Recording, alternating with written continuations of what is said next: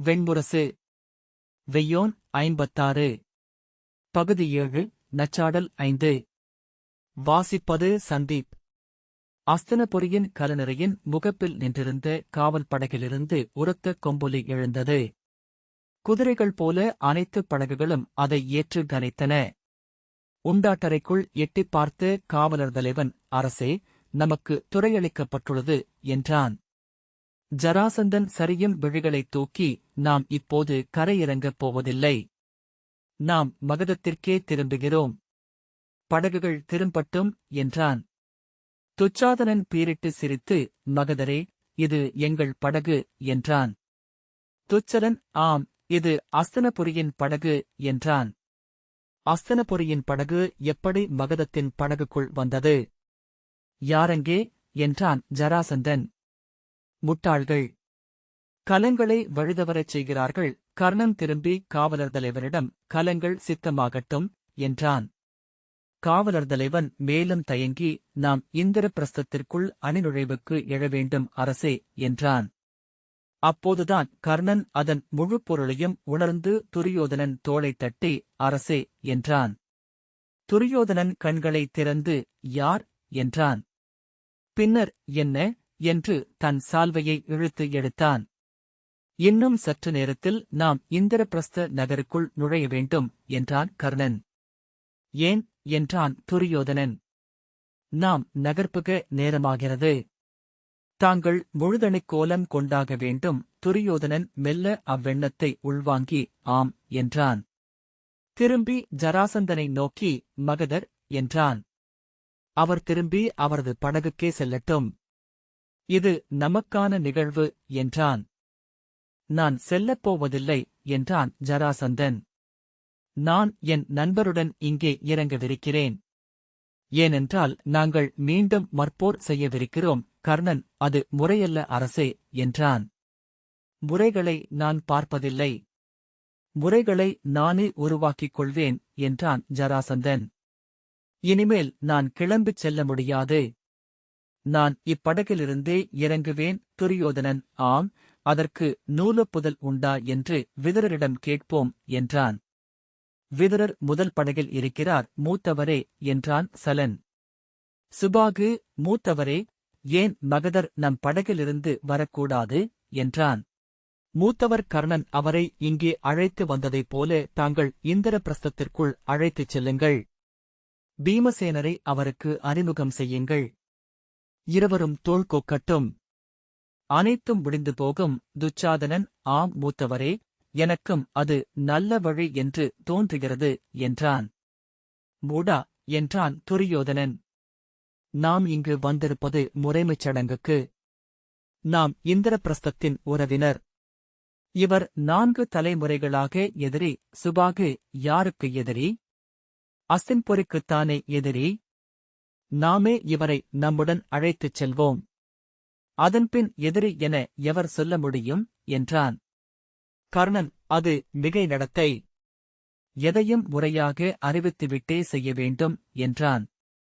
நீங்கள் அறிவித்துவிட்டா செய்தீர்கள் என்றான் சுபாகு. நாம் வேறு வகையினர். எனக்கு அரசரை நன்கு தெரியும் என்றான் கர்ணன். எங்களுக்கு பீமசேனரை நன்கு தெரியும். மூத்தவரும் அவரும் ஒரே குருதியினர், ஒரே தோளினர். அவர் ஜராசந்தரை வந்து அணைத்துக் கொள்வார், ஐயமே இல்லை என்றான் சுபாகு.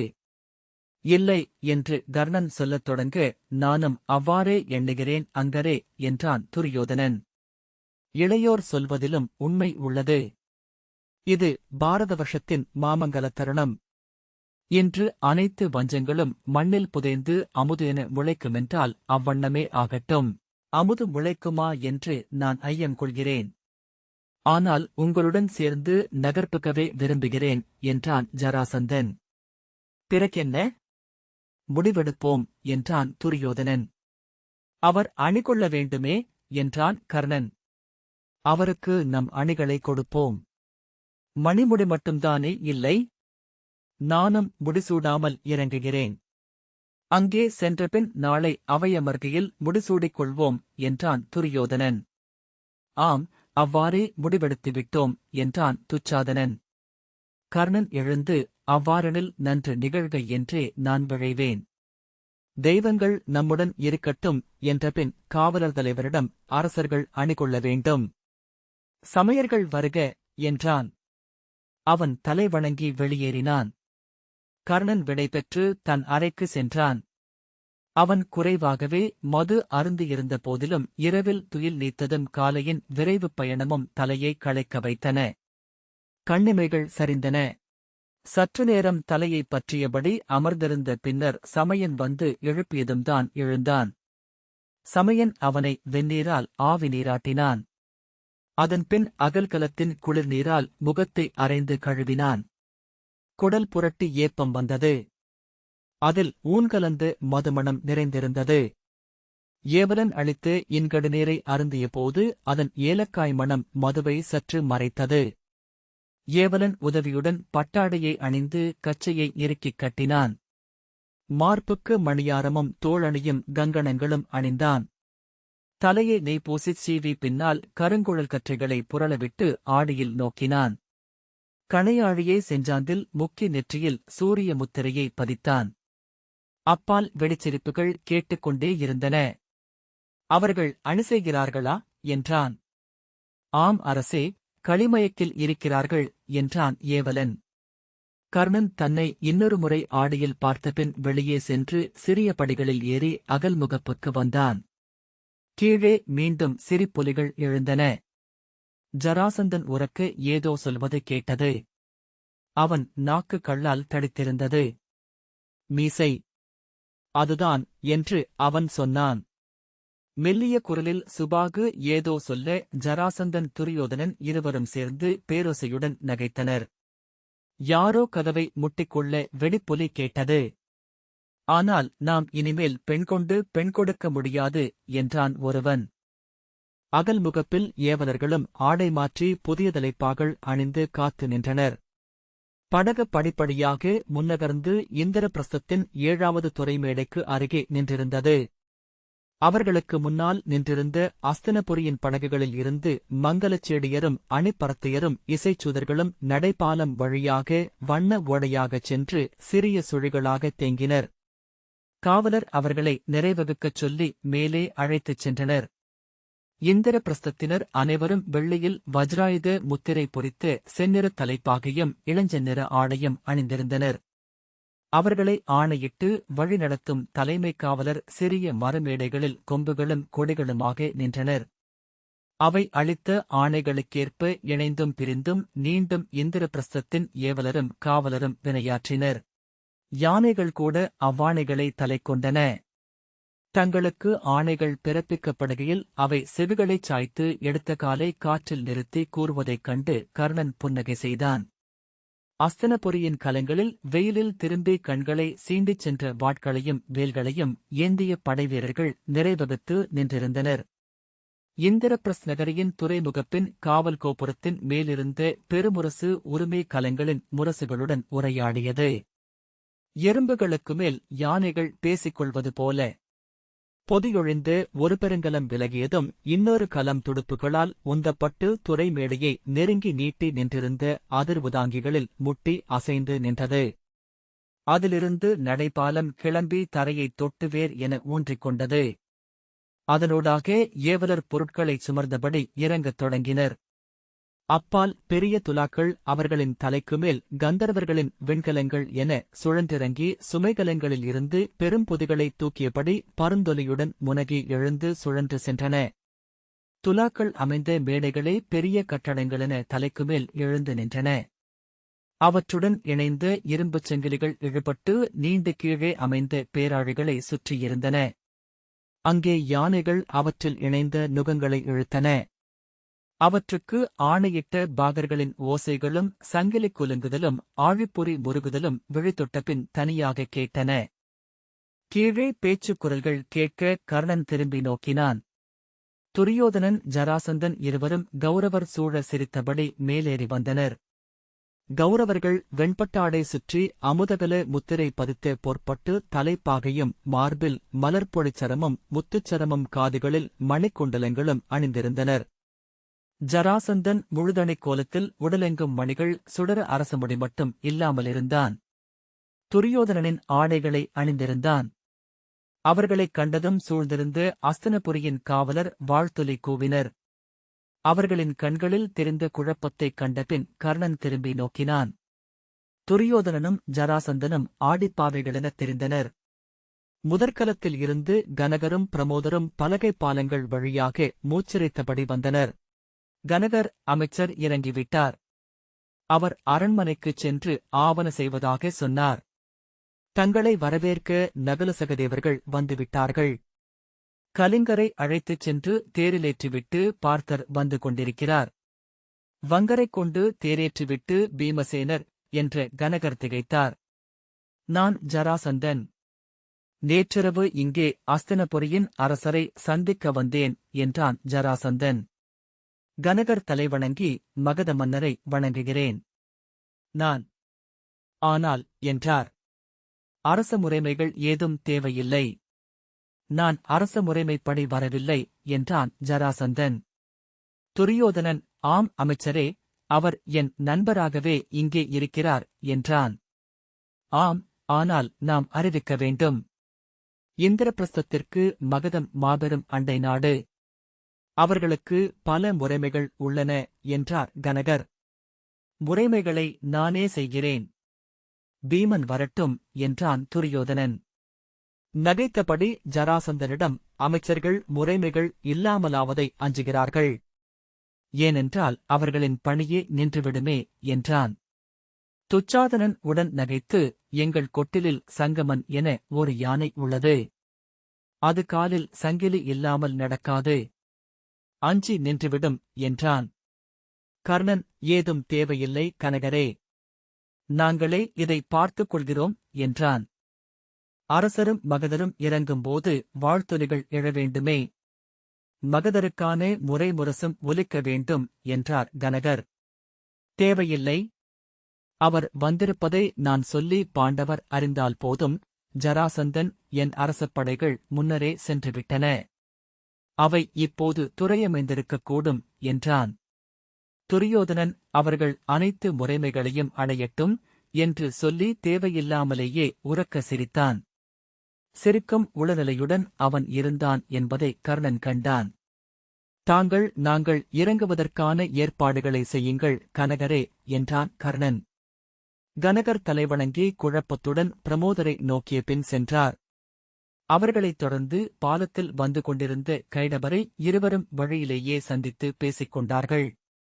கைடபர் திகைப்பதும் ஜராசந்தனை நோக்குவதும் தெரிந்தது. அவர்கள் சென்றபின் குகன் ஏதோ சொல்ல களம் முழுக்க நகைத்தது. ஜராசந்தன், நான் ஒரு வடத்தில் மேலேறிச் சென்று நோக்க விரும்புகிறேன். இந்திரபிரஸ்தத்தின் இந்தப் படித்துறையே ஒரு சிறிய நகரம் போலிருக்கிறது என்றான். துச்சாதனன், 12 படித்துறைகளில் ஒன்று இது என்றான். இதிலிருந்து இருபெரும் சாலைகள் சுழன்றேறி நகருக்குள் நுழைகின்றன. அப்பால் கற்களை ஏற்றி இறக்க வேறு படித்துறைகளும் உள்ளன. ஜராசந்தன், சிறிய படகுகள் அங்கே காட்டுக்குள் இறங்குகின்றன என்றான். சிரித்தபடி திரும்பி, இந்நகரம் அமைவதைப் பற்றி கேட்டபோது நான் என்ன சொன்னேன் தெரியுமா என்றான். இதை வெல்லும் ஒரு நகரை அமைக்க வேண்டும் என்று எண்ணியிருப்பீர்கள், வேறென்ன என்றான் துரியோதனன். இல்லை, தேனே கூடு கட்டுவது கரடி சுவைப்பதற்கே என்றேன் என்றபின் நகைத்தான் ஜராசந்தன். இதன்மேல் நான் படை கொண்டு வர முடியாதபடி செய்துவிட்டீர்களே அரசே. கர்ணன், இந்நட்புக்குப் பின் துவாரகையும் உங்களுக்கு நட்பு அல்லவா என்றான். ஆம், ஆனால் அதற்கு முன் துவாரகை தலைவன் என் மகளிரிடமும் என் குலத்திடமும் பொறுத்தருளக் கோர வேண்டும். துரியோதனன் தேவையென்றால் அவன் அதையெல்லாம் செய்ய தயங்க மாட்டான். மகதரே, அவன் 100 பீஷ்மர்களுக்கு நிகரானவன் என்றான். இந்திரபிரஸ்தத்தின் காவல் மாடத்திலிருந்து முரசு குதிரை நடையில் முழங்கத் தொடங்கியது. அனைத்து பெருமுரசுகளும் அதை ஏற்றொலிக்க அஸ்தினபுரியின் கலங்களிலிருந்த முரசுகளும் ஒலித்தன. கைடபர் மேலே நோக்கி கைகளை வீசியபடியே பாய்ந்து வந்து கர்ணனிடம், இந்திரபிரஸ்தத்தின் இளவரசர்கள் எழுந்தருளிவிட்டனர் அரசே என்றான். 4 வந்துள்ளனர்.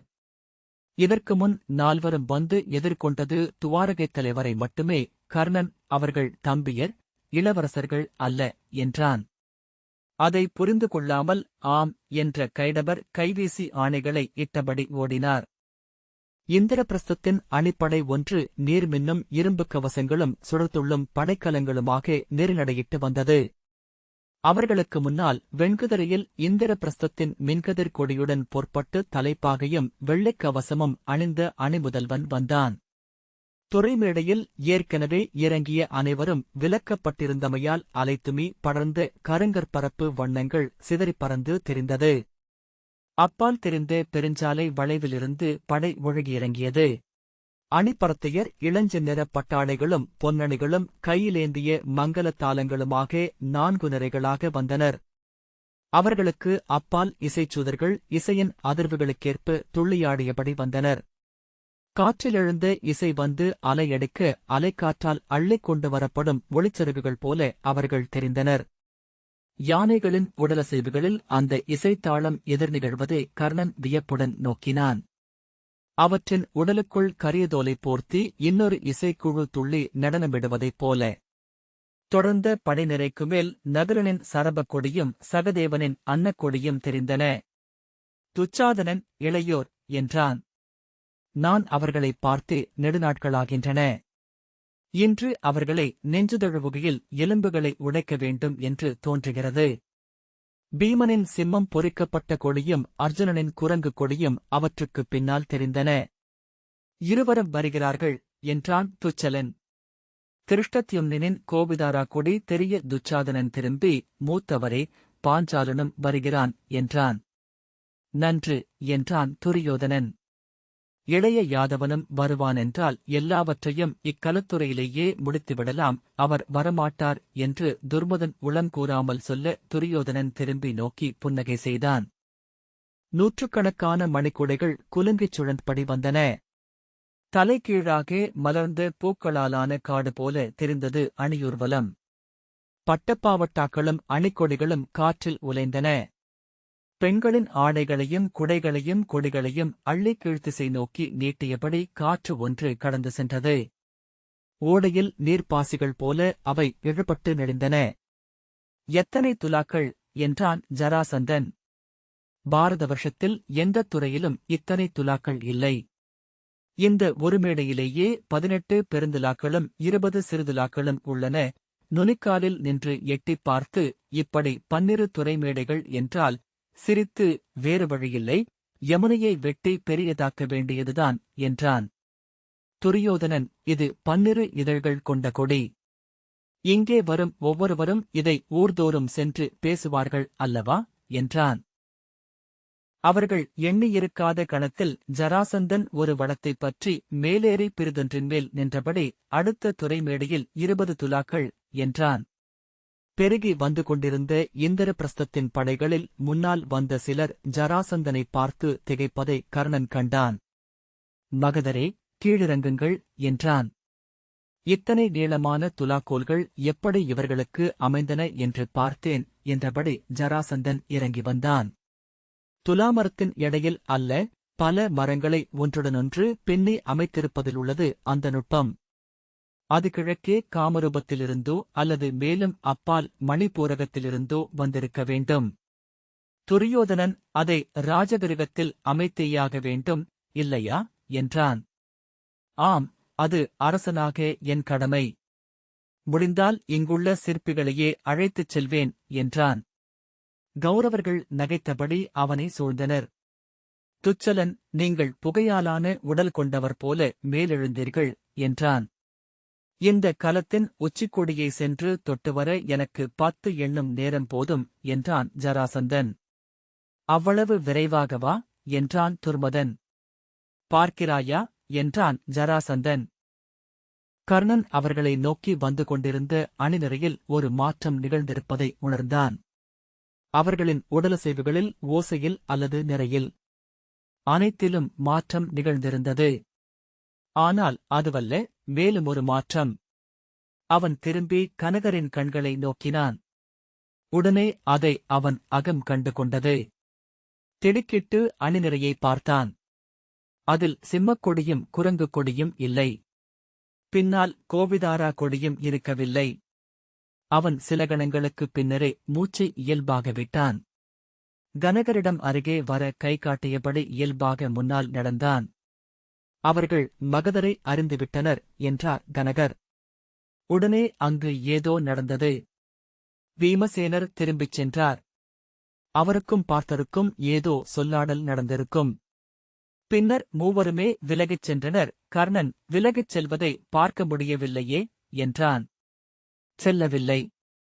கொடிகள் உடனே தாழ்த்தப்பட்டன. அவர்கள் தேரிறங்கி அதோ தெரியும் அந்த சுங்க மாளிகைக்கு பின்பக்கம் மறைந்தனர். நாம் இறங்குகையில் நம்மை வரவேற்க மறுக்கிறார்களோ என்றான் கர்ணன். இல்லை, மகத மன்னரை முறைப்படி வரவேற்கலாமென நினைக்கிறார்கள் போலும் என்றார் கனகர். அவர் அறிந்தே பொய்ச் சொல்கிறார் என்பது தெரிந்தது. நாம் இறங்கும்போது அவர்கள் இருக்க மாட்டார்கள். புறவிகளில் ஊடுபாதையினூடாக சென்று விட்டிருப்பார்கள் என்றான் கர்ணன். கனகர் ஒன்றும் சொல்லவில்லை.